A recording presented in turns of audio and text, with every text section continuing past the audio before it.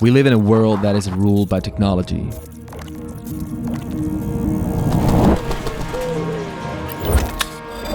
We're so dependent on social media, it's almost unthinkable to live without it. For many, social media is a way to work, live and connect, but also it's one of the main things that causes a lot of stress, depression and anxiety. The endless and unconscious scrolling of your Instagram feed is slowly leaving its marks behind. Being dissatisfied with yourself and looking in the mirror, or feeling lonely because you see groups of people together having the time of their lives. I felt like it was time to take back control, and deciding to leave social media behind for 30 days felt like the only doable way to achieve this.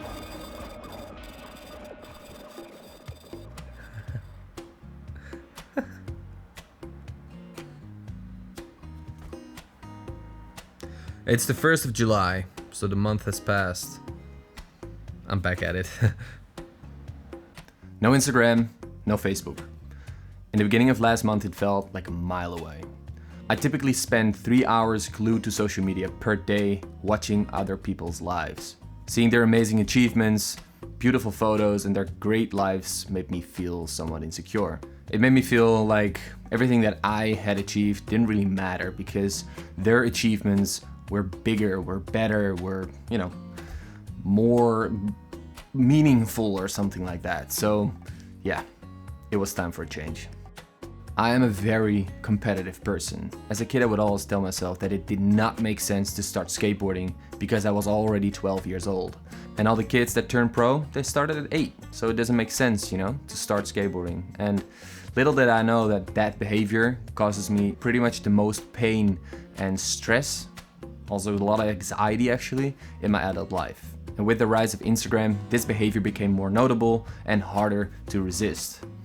Oh, he's 25 and he has a very successful media company. Oh man, that dude's 21 and he already has like 40k followers. Dang. That stuff. Quitting social media stopped that way of thinking straight away because there was nobody to compare myself against, and that was a huge relief. Alright, so let's run down this entire 30-day detox week by week because the way things changed so quickly was kind of astonishing. So let's go. Alright, so the first week was definitely the hardest out of all the weeks because I was not used to not having Instagram, not having Facebook on my phone. So what I did, I deleted all the apps from my phone. I deleted the entire browser history so I couldn't, do my favorite shortcut, which was basically hitting Google Chrome, going to the URL, press F, enter, and I'll be on Facebook. That whole thing had to stop. So at some point, I was Googling the letter F 10 times a day, and every time I did it, I immediately knew that I was otherwise been scrolling through Facebook for at least 15 minutes. So that's a good thing, to not being able to do that. So the first week was kind of hard. I would constantly pick up my phone every hour, not even every 15 minutes. I would just check my phone and open Instagram and then start scrolling. And that was my normal routine. But now, since the apps weren't there, I was just literally searching through my app list to find some sort of distraction, which wasn't there because I literally deleted everything from my phone. So, well, not everything, but all the distractions. So yeah, that was a big relief because when I started searching for apps, the thought hit me like, what are you doing? Put away your phone and do something else.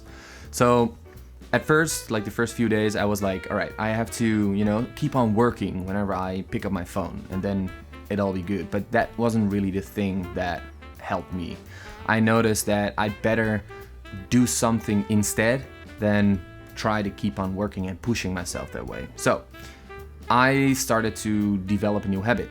I like yoga and I like doing handstands a lot. So I did, every time I picked up my phone and I remembered that there wasn't any like fun things inside that thing, put it away and do a handstand instead, or a stretch or some sort of a yoga pose that relaxes me. So that kind of worked and that stuck to me the entire month and I still do it. And I think that's pretty cool.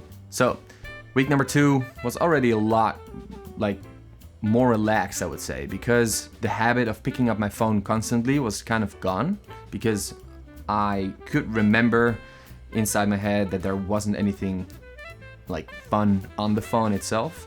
So I didn't really pick it up that often. So it went down from like every 15 minutes to every hour. So it was already a big step. Instead, I noticed that I had a lot more free time. And to fill that free time in, I started to try out new things. So I did the handstand thing, but also I noticed that reading really keeps my mind off of like wandering or, just thinking too much. So I bought a book, The School of Life. And the reason I bought this book was just because it, so the reviews were pretty good and it was the first book on the shelf at the bookstore. So I thought like, fuck it, I'll buy it and I'll read it. And it was a good choice because it's a very interesting book. The only thing is that it's probably the most difficult language, like English language, I have ever read. I literally had to Google every other word, I would say. So, yeah, let me read you a little bit. The School of Life, narrated by Stephen Fry. That's very bad, sorry. All right, introduction. Education. Modern societies are collectively deeply committed to education and have in place the mechanisms needed to teach every conceivable profession and to cover every topic of inquiry. We reliably educate pilots and neurosurgeons, actuaries and dental hygienists.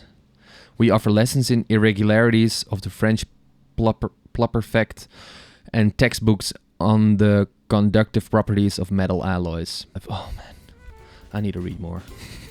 All right, well, let's continue. So week 3 and 4 were kind of easy. I didn't really feel the need to open Instagram anymore.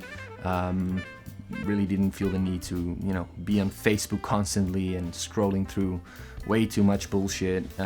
So right now, as of recording this sort of interview thing, it's the 3rd of July and I have checked Instagram, I think 10 times in 3 days. So that's pretty interesting that beforehand I couldn't resist not opening Instagram. I'm constantly checking what's up.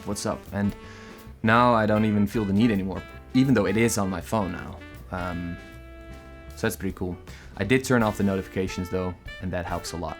So quitting social media really did help me in a positive way. And I cannot think of one negative thing.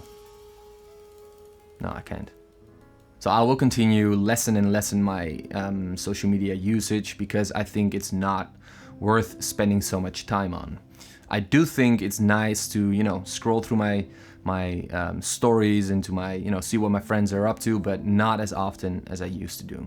And as a content creator, of course, Instagram and Facebook is a medium that is very important to either share your work through or to connect to new creators. So it's a way to get work, get your work seen, so yeah, it is important to be on social media these days, and it would be stupid to not do it as a content creator. So that's something to keep in mind as well.